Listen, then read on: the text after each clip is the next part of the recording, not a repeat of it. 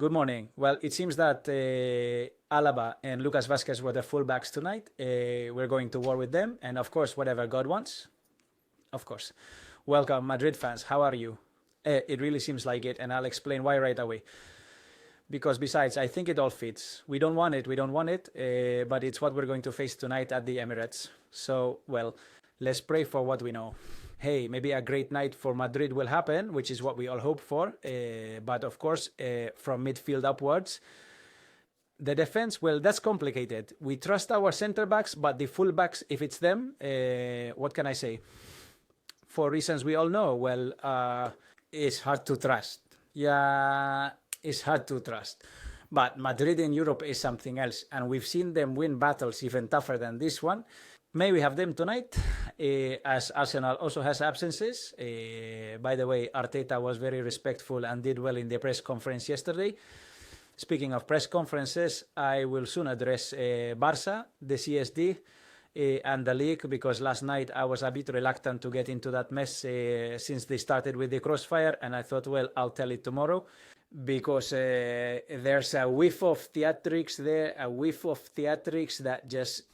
that puts me off. Now I'll get to that. Yesterday's press conference with Ancelotti and Courtois, not much to say. It's notable that Ancelotti perceives a certain fatigue from everyone regarding his role and how he is managing Real Madrid. But he said something like, as long as he doesn't get tired, the one who shouldn't get tired, which is Florentino, well, yes, he's absolutely right. But of course, Florentino gets tired overnight, huh? I was just saying. And well, yeah, instead of Courtois, he said that Madrid does not choose matches, that they always try to be at 100%, but then, there are matches where maybe they are a little more, of course. Of course. I have never heard any player from those who, hit the pin in the league and then in the Champions were, let's say, the best in the world. For example, with Šuker, Mijatovic at that time, and, well, we can talk about the Galacticos, etc. I never heard them say that, except when they were already retired. No, it's that here we don't do anything in the league because we are lazy, we don't like playing these matches. But then in the Champions League, yes, when they were active and playing for Real Madrid. It's different when they have retired and started talking about these topics. Okay, so what is Courtois going to say, the man? Anyway, I consider Courtois a great professional, But for example, you catch Valverde's statements not long ago at the start of a match, at the end of a match, talking about the start of that match he was referring to. And in the heat of the moment, he said, at the beginning, it's the same as always. They score a goal against us in the first few minutes because we're distracted. Lack of tension. Well, that's been said. So who do we believe, right? But anyway, in any case, I think Courtois is well-intentioned in saying that, hey, at least as he understands football, that Courtois wasn't there the other day, nor the day before, nor the day before that. And for me, Courtois is always with all senses focused. But the same cannot be said about all the players this season, far from it. And why does Alaba and Lucas Vazquez play as fullbacks? First, because Lucas Vazquez is the Real Madrid fullback. It was decided back when Carvajal got injured not to sign another one, and there he is, except in a couple of very important matches too. And that's why we thought he was going to use Fede Valverde again. The Uruguayan was in that position. But today, it doesn't seem so. Why? Because in the midfield, there is someone missing, like Tchouaméni, because nor does he trust Fran Garcia as a left back, who usually is nervous in these matches. Garcia tends to be nervous. What did I just say in this Spanish, if you're going to watch it, translate it well. I mean that Fran is, in these kinds of matches, a player who struggles with the setting and pressure.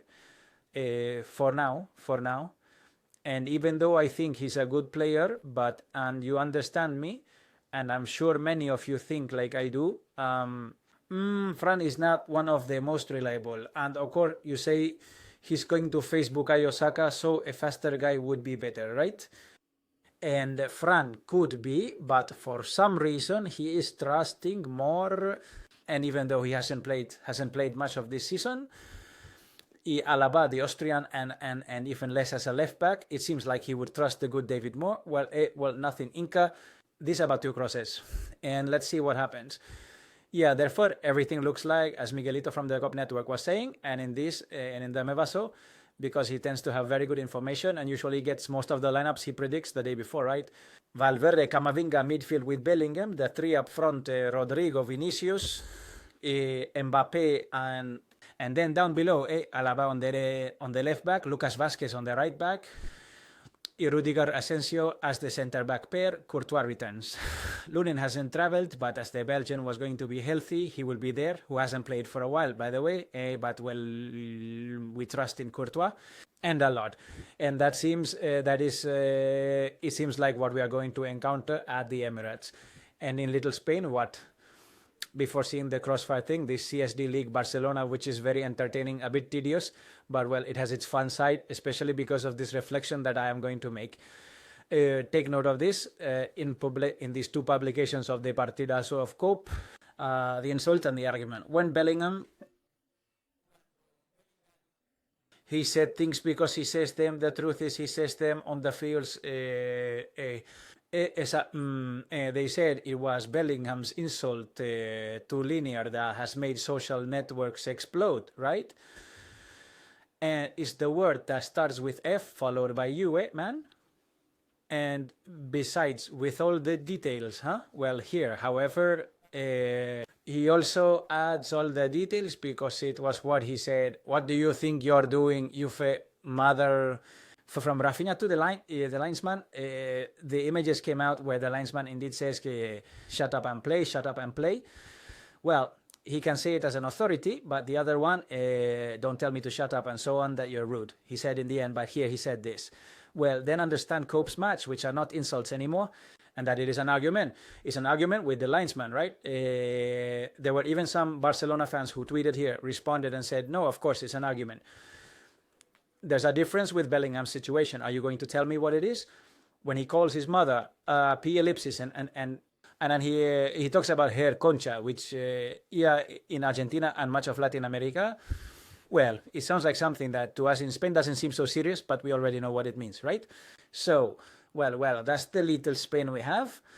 And the little Spain we have, there's something here that sounds like a little theater, and it's everything that's happening with Football Club Barcelona, the league, and the CSD. Now, I'll play these statements from Jose Manuel Uribes, who is the president of the Superior Sports Council. Speaking with Pedrerol in this section, he has called El Cafelito, saying something very serious, but of course adhering to the law according to him, right? And in the end, they have the perfect alibis to get away unscathed, right? And to have someone defend them, in this case, the government of Spain, clinging to this. If not, they would have clung to something else. In fact, it was initially leaked at the beginning, case before saying it. The procedural defect for using this monitoring commission, which was going to be for a football player's right to work. And I am convinced they would have resorted to that with the same audacity. With which another one has been taken. It all begins when it's known that the league appeals to administrative litigation, as Javier Tebas already announced, to request precautionary measures to annul the registration of Dani Olmo and Pau Victor, right? In that Barça, saying that what has been done is not in accordance with the law, what the Superior Sports Council has done.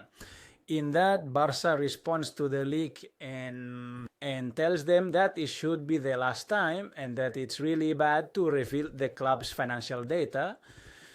Of course, the league did it to talk about this new situation that has led precisely to Barça counting on 100 million in January and then not appearing north, as the auditor of Barça, the Barça's own auditor, said that wasn't worth anything. But hey, maybe Barça is right, because perhaps the league overstepped in something there, I don't know. But it's a very good tactic to muddle the playing field now, so that there are accusations between each other, complaints between each other, and it seems like, well, because it's a battle. Of course, to make it seem like it's a battle, because in reality it isn't. I mean, here, how bad of LaLiga not to allow Barça now to register a guy out of the deadline and without the necessary money to register him and the other one, right? when they already allowed them to do it a few years ago, and it was proven that they had been deceived. How bad of the league to do this, right? And they are going to sell it. Well, if in this statement from Barca, they are already saying that trying to destabilize, well, using this language that Laporta uses for this issue.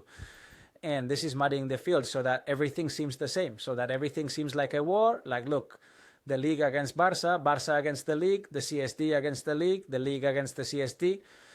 The only ones not against each other here are Barca against the CSD, not the CSD against Barca. Damn it. They went to save their skin once again. And speaking of the CSD, now that's why the president was there. A government body, the CSD. This gentleman is the Secretary of State for Sports. Jose Manuel Uribes reports directly to the Minister of Education, Culture and Sports, who is this Pilar Alegría. Damn, man, this, my goodness, he breaks the record for lies every time he appears before the media. And obviously, well, this man who is just under her, well, wasn't going to be any less. Anyway, since they are very smart people, they focus on a part of the story which is we are not getting into the essence of whether that money from Football Club Barcelona is there or not to make this registration, but rather how LaLiga and the federation ended up executing that registration denial, or at least disallowing the registration of these footballers. Anyway, we already mentioned at the time that this monitoring commission, the only thing that what it did was confirm something that had been automatically executed on the 31st of December. Yeah, it's automatic. It's an automatic program that I think is called the LaLiga Manager or something like that. What happens is that this player could not be registered because his federative contract ended on December 31st, 2024. Well, starting January 1st, he is no longer there. That commission only ratified. But these people already find the words, the language, and the way to kick the can down the road. Moving forward and letting time pass so that these footballers at least finish the league. And what I'm fearing is that Javier Tebas and the Professional Football League are also okay with this. And all this complaint is, well, one more act of this theater so that everything is prolonged in time. This was Uribes. You leave requesting precautionary measures in the Olmo case and resort to ordinary justice. That is from today. He is within his rights. That is, we really resolved. We resolved an appeal by Dani Olmo, Pau Victor, and Football Club Barcelona. An appeal they submitted to us where we resolved with strictly legal criteria. Analyzing the request of Football Club Barcelona and the two players, and analyzing what the league and the federation did when they resolved the matter of Dani Olmo at with that a time. formal defect, according to a you. procedural defect, I would say, nullity of full Do you think right. you have already applied this topic? No, I think that he is mistaken. No, it's not that he is stuck, and well, it makes no sense if you don't do things right to insist. I think if you don't do them properly procedurally, following the established channels, in the established ways, because in law it is key, it is fundamental. If LaLiga had not made a formal error in the federation by using the monitoring committee for the license, in that case, Olmo would not be playing. Probably would not be the formal error by the federation and the league. And what about the black have one? led. That error has allowed Olmo to be playing. Of course, or we wouldn't Otherwise, be playing, he would not be playing because we don't have the authority to replace the league and the federation on the fundamental issue of fair play. It's just that this doesn't... Is Olmo playing thanks to Tebas? Well, seen like this is already turning it around. This is splitting hairs. And like this, say yes. Probably a Tebas' error, yes. Anyway, let's not forget that LaLiga said that Barcelona did 3rd? comply on January 3rd. For the 31st? January 3rd. Well, no, from December. But on the 3rd, yes. Now it questions that again. If they win the league by going to the ordinary court, I would appeal to the CSD. Well, I don't think we have legitimization for that. I think we have resolved on appeal, and I believe that if it goes to litigation and the court decides, then we will study it, we will see. But in any case, I tell you that we will also comply with the decision. Now, I am very respectful of what our... If the and Pau Victor cannot play, the CSD will comply with the... Yes, because our obligation is to respect the rule of law. I have no doubt about that. Respect the rule of law, says an uncle from the PSOE. It's just laughable. It's incredible. They know, moreover, that ethically this is a disgrace. Infamous. And well, and they rely on the alleged procedural flaw, which, from what was previously mentioned, wouldn't be the case because everything will automatically happen on the 31st of December. They cling to that to let time keep passing. And hey, in the end, well, look, the league is going to end. Oops, the league is over already. What a shame. Yeah. Well, look, and I think what matters in the end is that the CSD would not appeal if the league were given a favorable ruling in the administrative dispute, because they would no longer have more elements what to make up to get their way, right? And especially because we would practically be in May. Yeah, because this is not going to be resolved overnight. May, here we are, end of the league. Hey, we've achieved our goal, which was for this footballer to play throughout the whole season, and especially from January until the end of the league, 5 months and a bit. And that's why. It might not be that all this is just a show and that even Tebas pretends to oppose this thing, but knowing the procedural timelines, he knows that all this will take a long time, and in the end, they clear the way for Barca again. Pretending a little because it is already public and well known that back in the year 2022 they deceived Tebas, and that this time he must have said to Laporta, hey, look, let's pretend that now we don't believe it and we prolong the timing. I don't know if it's like that. I have no evidence, but neither do I doubt that we've seen so many of these, and so many times Barca gets away with it. This would be just another one. Because then there's another issue, the one with Lewandowski Gunde in August of 2022, which later proved that there was no money to register them, and that league that Barca won is illegitimate. It has not expired, and all the clubs have every right and still have time to report it. Why don't they do it? Because it is not convenient for Tebas for them to do it, logically. And if it's not convenient for Tebas, since he has each of the presidents except for Florentino Perez in a tight spot, who also doesn't do it, right? But well, because Florentino has other business reasons with Barca, already mentioned here on this channel, as he had the they are not going to do it, but it's amazing that Barca continues to compete, breaking the law once again. And well, it was a day when we also learned about this, about Negreira, because of course we have this financial corruption, the refereeing from years ago, they overlap. Right? Judicial setback for Barca. The Provincial Court of Catalonia endorses that, and Screen stop companies masking the payments. The whereabouts of 3 million euros are unknown. It supports the indictment for money laundering against the wife of the former number 2 among referees, as requested by Real Madrid, given the insufficient explanation about the 3 million found in their accounts. Of course, they used shell companies, entangled all those payments. Why was it done if they were only reports? If one day the door came out from here, well, here there are only reports, why was it done? It was done to mislead everyone. That if not, and on top of that, there are 3 million there, which have not been justified, and the wife had them. It's all incredible.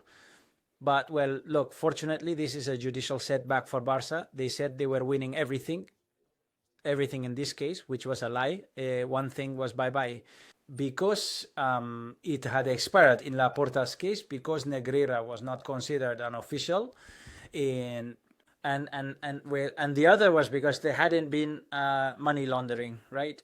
So, well, okay, but the issue of sports corruption is still there. And let's say what happened to that money and why it went through so many turns and is not known where it is. And finally, there is the technological corruption that we already talked about in a previous video, sometimes with the Barrio Errores, Tacho Bene, etc. Partners of Barca, guarantors of Laporta, people who have a commercial relationship with the Football Club Barcelona, who sit on the board of directors of a Barca Studios subsidiary, etc., exploiting the VAR, and this was also granted by the Spanish Football Federation under the influence of a guy, Pedro Rocha, who should never have done it. Does anyone protest? As Footballgate says, Footballgate in a documentary released precisely a year ago when that was decided, it is the anatomy of a conflict of interests. But here, well, it is never discussed, the focus is never put on that, neither in the talk shows, nor on television, nor on the radio, nor of course in the written or digital press is this ever discussed. Well, yes, Manuel Yafuas from El País, well, the one who wrote the hymn of the 10th, who yesterday was talking about Vinicius in a very in a very good opinion column that briefly mentioned this in passing, and it is something that well, you might hear from him, from us, or from a few others, but it is never a topic that is on the table, and it is outrageous, absolutely outrageous.